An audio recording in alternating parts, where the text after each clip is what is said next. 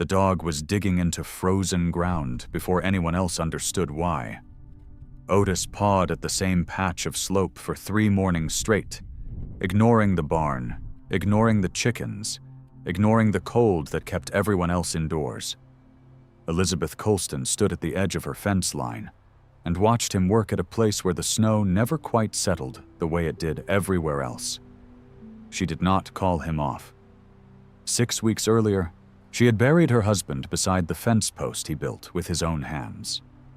The flat field around her house, the one he had cleared and plowed for 12 years, was already turning against her. Wind came through it with nothing to slow it down. Frost reached the floorboards by October, and winter, the real winter, had not even arrived yet. Her neighbors were selling off livestock they could not feed through the season. Nobody was thinking about mountains. Nobody was thinking about digging into one, least of all a widow with 2 children and a dead husband's tools in the shed. But Elizabeth kept watching the dog, and she kept watching the slope behind her land, the one everybody else called useless rock, the one that had never grown a single crop and never would. By the time the first neighbor rode past to ask what she thought she was doing, she had already decided. He was not unkind about it. He had built shelters on this land longer than she had been alive, and he knew exactly how these things went wrong. Ground that looked solid could turn to mud with the first real rain. Walls that looked strong could come down in a single night. He said what he said because he had seen it before, more than once, and he did not want to watch it happen to a woman with children depending on her. She thanked him, and she kept digging. What she was building into that mountainside would take her through the worst winter the valley had seen in years. It would crack and flood and fail in ways she did not expect. It would test a piece of her husband's old workbench in a way neither of them ever imagined. And by the time the snow finally broke in spring, something inside that hillside had done what no cabin on flat ground that year had managed to do. It had barely changed temperature at all. If you're watching this from somewhere cold tonight, tell us where in the comments. Stories like this survive because people still take the time to remember them. And if frontier stories like this one matter to you, subscribing helps keep them alive. The funeral had been small because the ground was already hardening, and there was no time to wait for anyone traveling from farther east. Elizabeth Colston stood at the fence post her husband Daniel had set the summer before he died, and she did not cry in front of the men who had come to help lower the coffin. She waited until they left. The field around her was flat in every direction, which had once seemed like a blessing. Daniel had chosen the land for exactly that reason, back when they were newly married, and full of plans neither of them fully understood yet. Flat ground was easy to plow. Flat ground drained without much thought. What neither of them had accounted for was what flat ground did in a mountain winter, when there was nothing between the house and the wind but distance. By the second week of October, frost had already reached under the floorboards. Elizabeth could feel it through her socks in the mornings, a cold that did not come from the air, but seemed to rise up out of the earth itself. Patient and unbothered by the fire she kept going in the stove. Her son Caleb, 11 years old and trying very hard to act older than that, had started stacking wood without being asked. Her daughter, barely 5, had stopped asking when her father was coming home. Elizabeth understood that this was its own kind of grief, the kind that does not announce itself. 3 farms over, a neighbor was selling off half his laying hens because he did not believe he could feed them through what was coming. Another family had already loaded a wagon, undecided about whether they would try to reach town before the roads closed or simply wait out the season and hope. Nobody was making plans that involved staying warm. They were making plans that involved surviving. Elizabeth had one advantage the others did not fully appreciate yet, and it was not courage, though people would later describe it that way. It was patience. She had spent years watching Daniel work, not because he asked her to, but because she found it useful to understand why a fence held in one place and failed in another, why water pooled here and drained there, why some ground froze solid and other ground stayed soft even in January. Behind their house, past the last fence line, the land rose into a slope that nobody in the valley had ever tried to farm.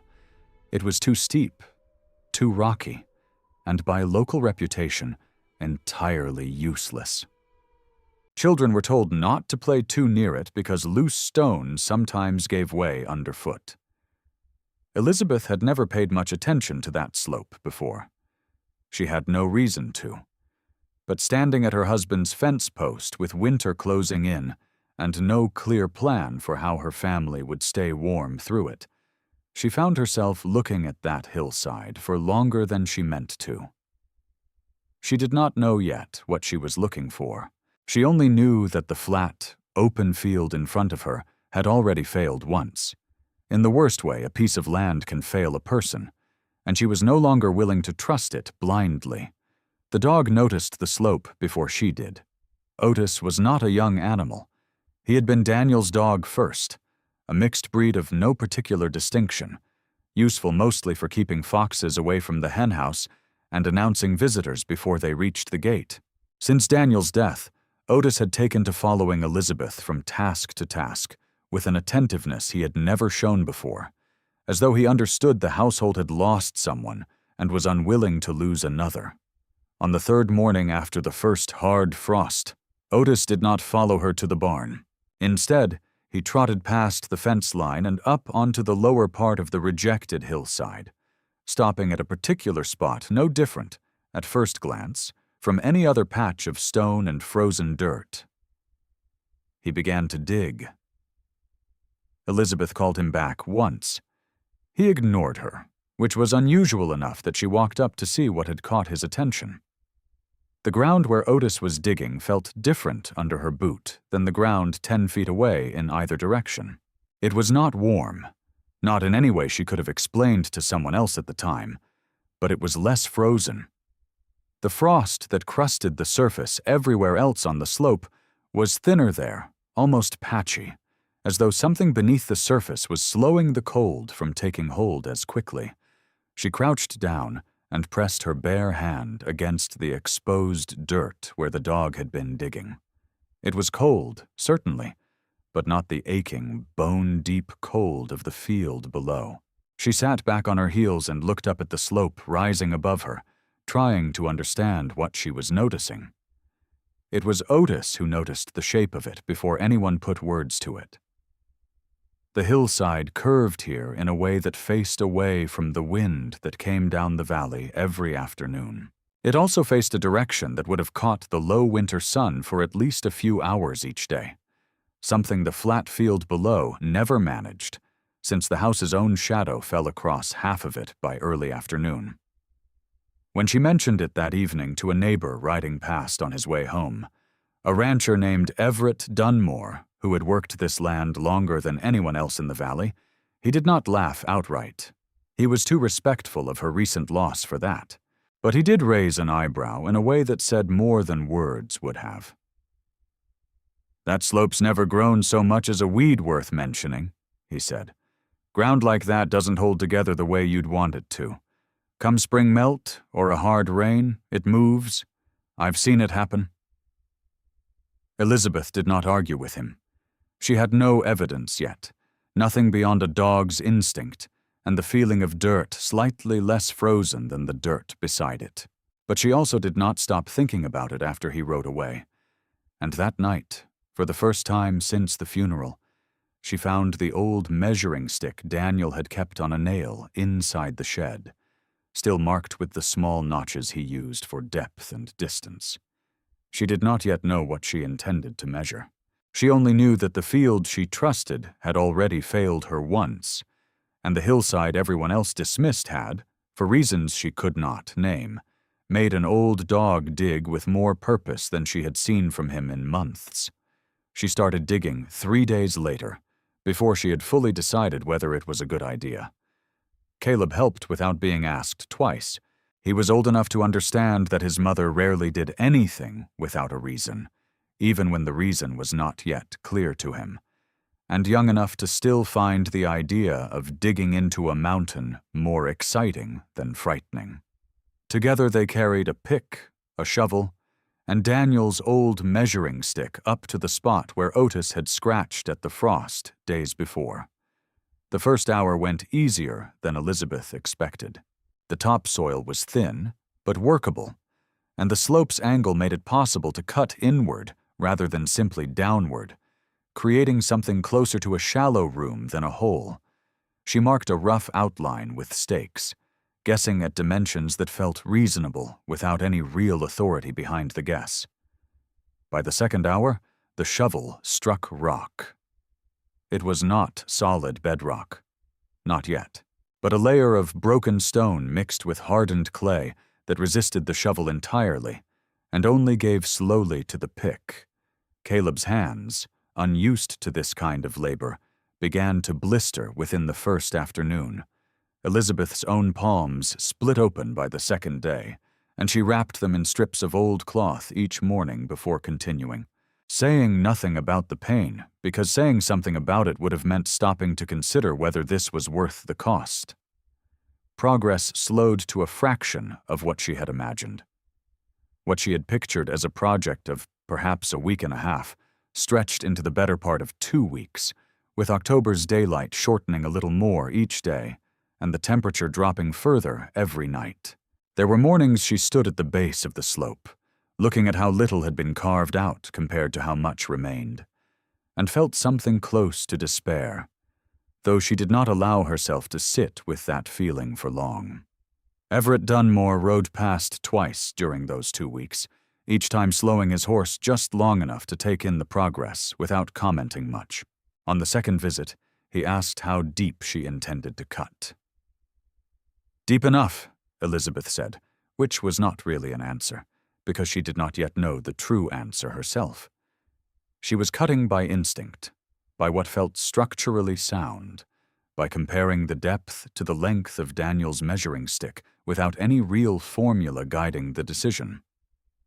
It was, in the most honest sense, a guess dressed up as a plan.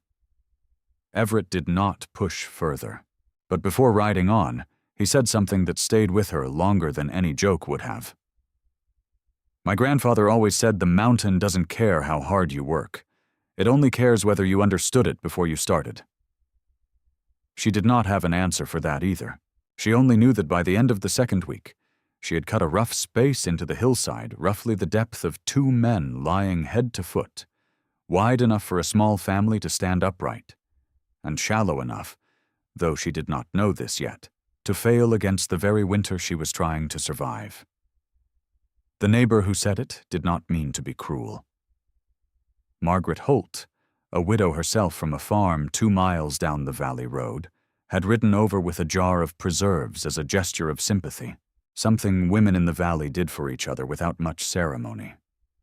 She stood at the mouth of the unfinished cut Elizabeth and Caleb had carved into the hillside and looked at it for a long moment before speaking.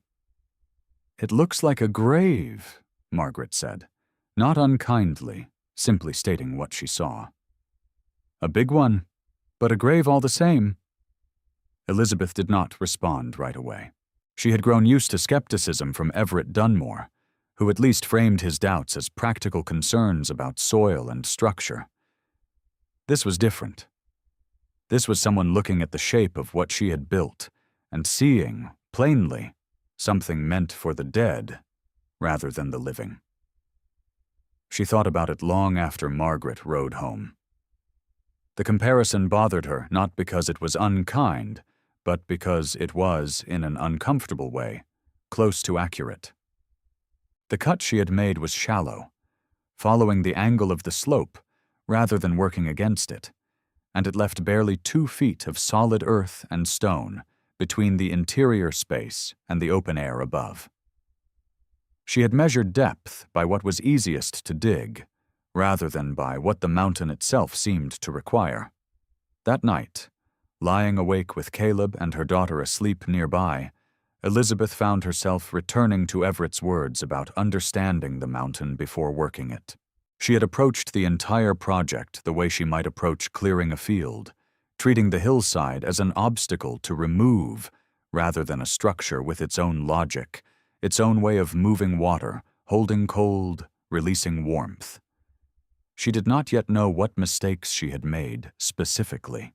She only had a growing, uneasy sense that shallow was not the same as safe, and that a cut following the path of least resistance might also be a cut following the path least capable of holding against a mountain winter. 3 days later, the first real autumn rain arrived, heavier and longer than anything the valley had seen since the last of the harvest.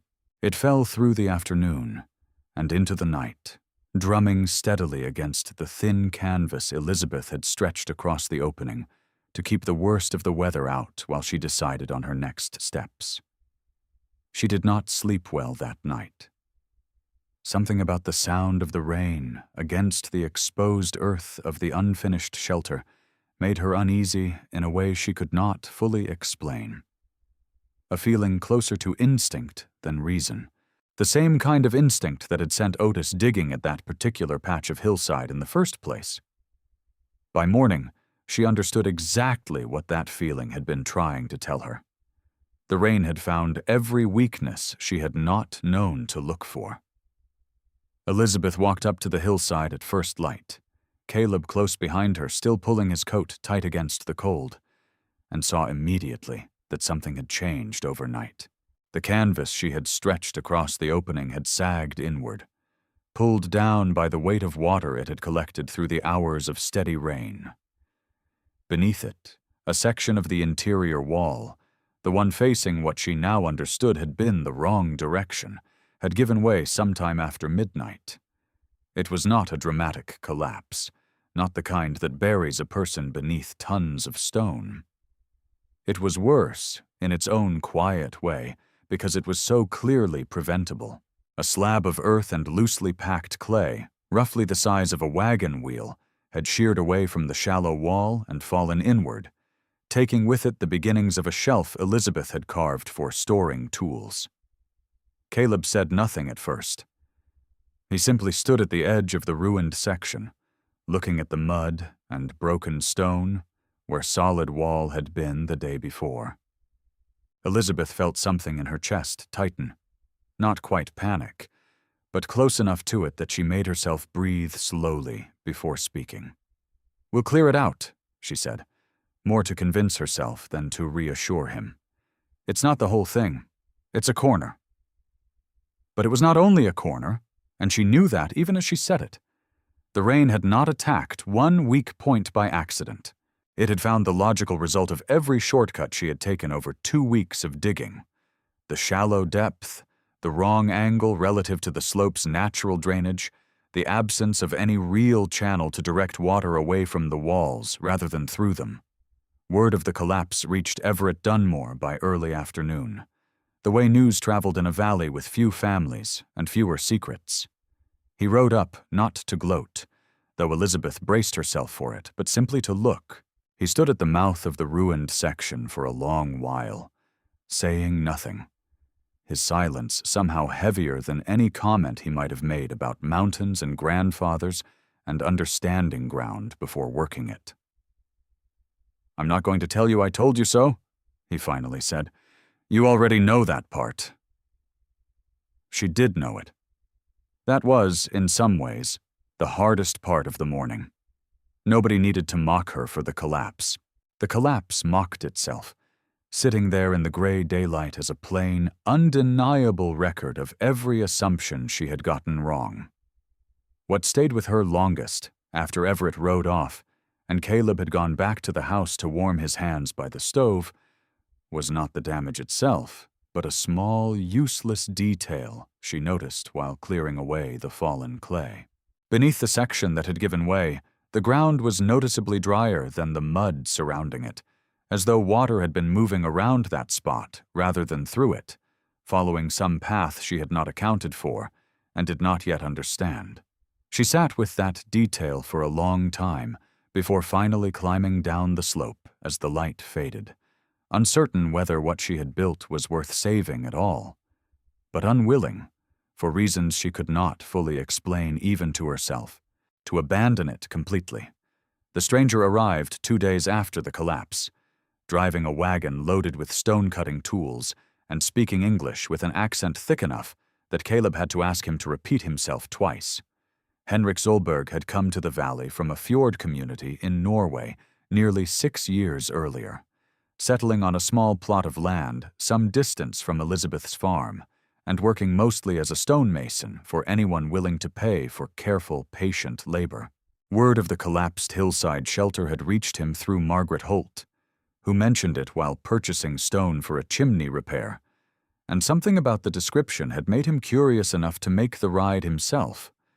He walked the ruined section slowly, running his hand along the exposed clay and stone, saying little for the better part of 20 minutes.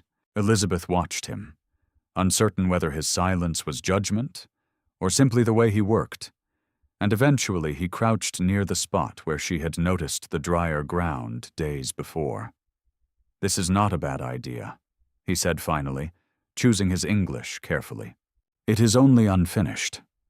He explained in a manner that took time and several attempts to translate concepts that did not have easy English equivalents, that shelters built into hillsides were common in parts of his homeland, where flat, arable land was scarce, and families had long ago learned to build into slopes rather than against them. But the practice required understanding 3 things that Elizabeth's first attempt had gotten wrong. The depth was insufficient.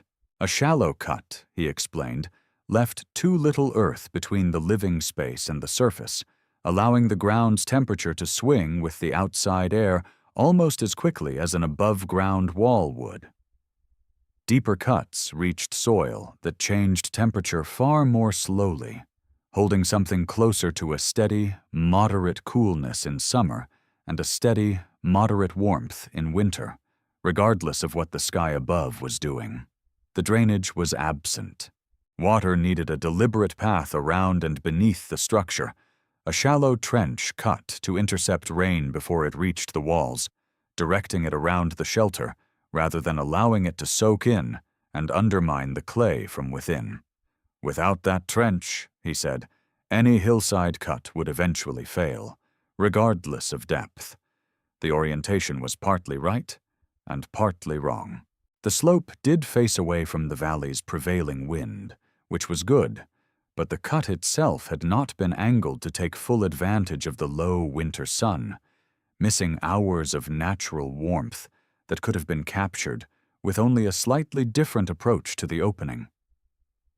Elizabeth listened to all of this with the measuring stick resting across her knees, saying little, absorbing what she could, and making a note to ask him to repeat the parts about the drainage trench a second time. When he finished, she asked him plainly whether he believed the idea could still work, given how badly the first attempt had gone. Henrik considered the question for a long moment before answering. "The mountain did not refuse you," he said. "It only refused what you built. That is a different thing." The second excavation began with a plan instead of instinct, and that difference showed itself almost immediately. Elizabeth and Caleb cleared away the collapsed section entirely, rather than trying to patch it, following Henrik's advice that a shelter built partly on a mistake would always carry that mistake forward. In its place, they began cutting further into the slope, nearly twice the depth of the original attempt, angling the new opening several degrees differently to catch more of the low winter sun during the shortest days of the year. The work was slower this time, not because the ground had changed, but because every cut was now deliberate. Elizabeth used Daniel's old measuring stick constantly, checking depth against the rough guidelines Henrik had described, comparing one section of wall against another to ensure the entire structure held to a consistent standard, rather than the uneven guesswork of her first attempt. The drainage trench took nearly 3 full days on its own, a shallow channel cut along the upper edge of the excavation and angled to carry rainwater sideways along the slope, rather than downward into the shelter itself. Henrik returned twice during this period, not to do the labor himself, but to check the angle of the trench and adjust it slightly, where the natural contour of the hillside demanded a correction Elizabeth would not have known to make on her own. Caleb's hands, already toughened from 2 weeks of earlier digging, developed a second layer of calluses that he wore with a quiet, unspoken pride. He had stopped asking his mother why they were doing this, and started simply doing it, following her lead in a way that suggested he trusted her judgment, even when he did not fully understand the reasoning behind each decision. Everett Dunmore rode past twice during the second excavation, and though he said little, Elizabeth noticed he no longer offered warnings the way he had during the first attempt. He watched the drainage trench take shape with something closer to professional curiosity than outright doubt, the look of a man who had built things his whole life and recognized deliberate work when he saw it, even if he remained unconvinced of the final result. By the 3rd week of November, with the first true snow already dusting the higher peaks above the valley, the second cut was complete. It was deeper, better angled, and drained by a trench that Elizabeth had tested twice already by pouring buckets of water along its upper edge and watching, with something close to satisfaction, as the water moved exactly where Henrik had promised it would. What remained was simply to finish the interior, to pack the walls where loose stone still needed settling, and to move whatever belongings the family could spare from the farmhouse into a space that, as of that week, had still never been slept in. They moved the beds in on a Tuesday, choosing the day less for any particular reason than because Elizabeth had decided she was tired of postponing the decision. The interior, once cleared of loose stone and packed firm along the walls, was larger than it had first appeared from outside. Henrik had suggested lining the floor with a layer of dried grass beneath the family's bedding, both for warmth and to keep the packed earth floor from feeling as damp as it looked. Caleb had helped carry in the small stove that once sat in the farmhouse's kitchen, its pipe now vented through a narrow channel cut upward through the slope to release smoke above the tree line. The first fire they lit inside was small and short-lived, meant mostly to test the venting rather than to provide any lasting warmth. It burned through the early evening and went out on its own sometime before midnight, and Elizabeth assumed, without giving it much thought, that the interior would grow steadily colder through the night the way any room does once its fire dies. It was Caleb who noticed first, sometime past midnight, that something about the wall nearest their beds did not match his expectations.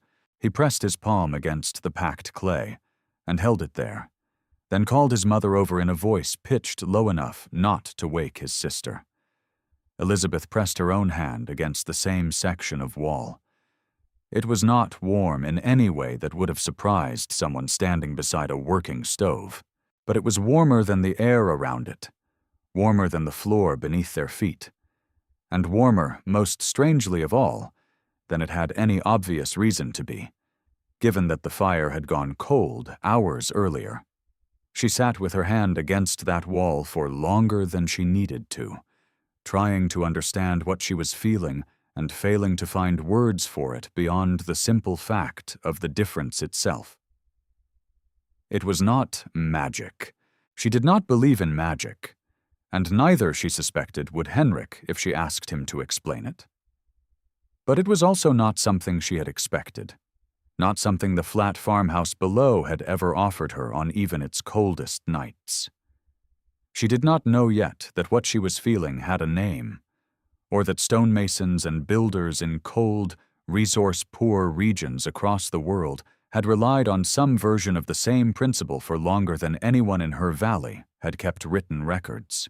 She only knew that a wall which had received no direct heat in hours somehow still held some quiet trace of the fire that had burned there earlier, offering it back slowly into the room while she and her children slept. Outside, The temperature had already dropped well below what the farmhouse thermometer would have shown on a comparable night. Inside, wrapped in dried grass and blankets and the strange, patient warmth of packed earth, Caleb finally spoke into the darkness. "Is it supposed to do that?"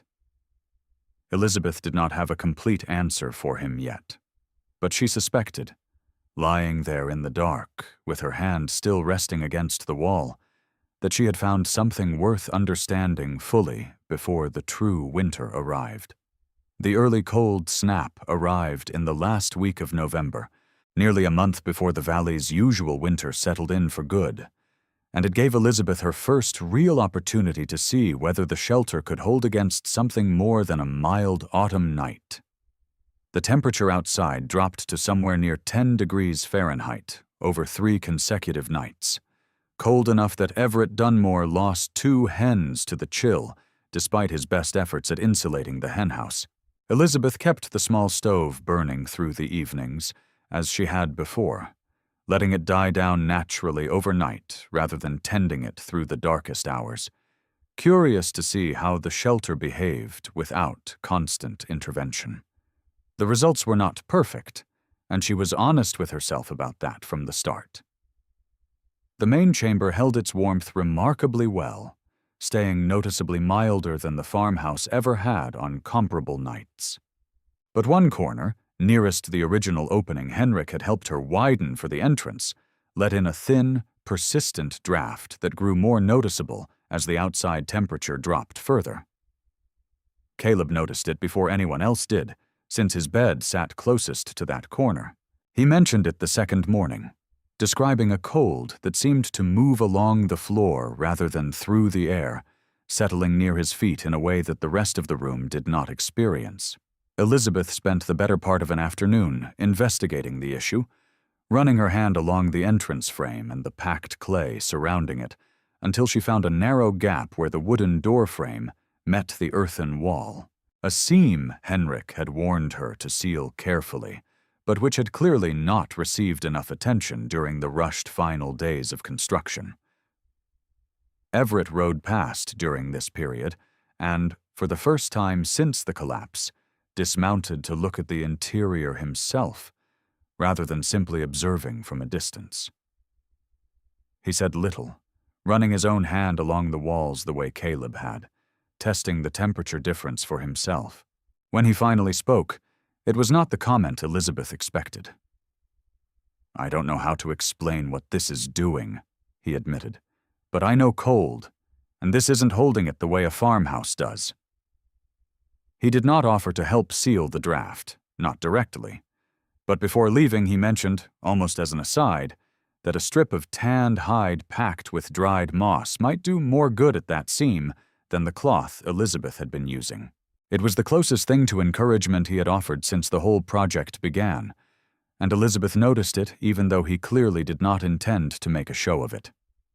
She sealed the gap using his suggestion 2 days later, and the draft along Caleb's corner faded to something barely noticeable. But she understood, even as she finished the repair, that this small test had only shown her what the shelter could do under a cold snap lasting a handful of days. The valley's true winter, the kind that had already driven 2 families to abandon their farms rather than face it, had not yet arrived. The real winter arrived in the 2nd week of December and did not relent for nearly 6 weeks. Snow fell steadily for the first 4 days, burying the road connecting Elizabeth's farm to the rest of the valley under drifts that made travel by wagon impossible and travel by foot difficult even for a strong adult. Everett Dunmore's own cabin, built the traditional way with log walls and a stone chimney, struggled to hold heat through the coldest nights, forcing his family to sleep closer to the hearth than they preferred. Inside the hillside shelter, conditions remained remarkably steady through the early weeks, the packed earth walls holding their moderate warmth night after night with only modest tending of the stove. Elizabeth began to trust the structure in a way she had not allowed herself to before, no longer waking at every gust of wind outside to check whether the walls were holding. That trust was tested in the 4th week, when Elizabeth's daughter developed a persistent cough that worsened rather than improved over several days. The girl's breathing grew shallow at night, and Elizabeth, remembering stories from other families about children lost to lung sickness during hard winters, grew increasingly frightened despite the shelter's otherwise steady performance. She suspected, without being entirely certain, that the smoke venting from the small stove was not clearing the chamber as completely as it should, settling into corners of the room in a way that aggravated her daughter's cough, rather than causing it outright. The vent channel Henrik had helped design ran upward through several feet of packed earth to the surface, and something about its angle, perhaps a partial blockage from settling soil, seemed to be slowing the draft that should have carried smoke away more efficiently. With the road impassable and Henrik's own farm too distant to reach quickly in the deep snow, Elizabeth made the decision herself, working by lantern light with Caleb holding a makeshift torch while she cleared the vent channel by hand, reaching as far up the narrow shaft as her arm allowed and dislodging a compacted plug of dirt and ice that had partially sealed the passage. The improvement was immediate and unmistakable. Smoke that had lingered near the ceiling of the chamber began drawing upward and out within minutes of the blockage clearing. And within 2 days, her daughter's cough had eased enough that Elizabeth allowed herself to sleep through a full night for the first time in nearly a week. The valley remained snowbound for another 3 weeks after that, with temperatures at night reaching as low as 5 degrees Fahrenheit on the coldest evenings. Word reached Elizabeth eventually, once travel became possible again, that 2 families further down the valley had lost livestock, and, in one case, very nearly lost a family member to exposure during the worst of the freeze. Her own family, isolated in a shelter that most of the valley had once dismissed as foolish, had come through the hardest stretch of winter without losing so much as a single night's proper sleep. Spring arrived slowly, the way it always did in that part of the valley, with the last stubborn drifts of snow lingering in shaded corners, well into what should have been warmer weather. Elizabeth kept a small record through the winter months, nothing formal, just notes scratched into the back pages of a notebook Daniel had once used for tracking planting schedules. She had begun measuring the interior temperature of the shelter each morning using a thermometer borrowed from Margaret Holt, comparing it against whatever she could learn of conditions outside and at neighboring farms. What those notes showed, once she finally sat down to review them in March, surprised even her. Through nearly the entire winter, the interior of the hillside shelter had held remarkably close to 64 degrees Fahrenheit, regardless of whether the outside temperature that day had reached 20 degrees or dropped below 0. It was not a constant, unchanging number. It shifted slightly during the coldest stretches and again during brief midwinter thaws. But compared to the wide swings Elizabeth remembered from years spent in the farmhouse, the difference was significant enough that she found herself reading back through the notes twice, wanting to be certain she had recorded them correctly. Everett Dunmore came by in early April, ostensibly to discuss fence repairs before planting season, though Elizabeth suspected the real reason was curiosity he had been unwilling to voice through the winter months. He asked to see the notebook, and he read through her rough temperature notes without comment for several minutes. "I built cabins on this land my whole life," he finally said, handing the notebook back to her.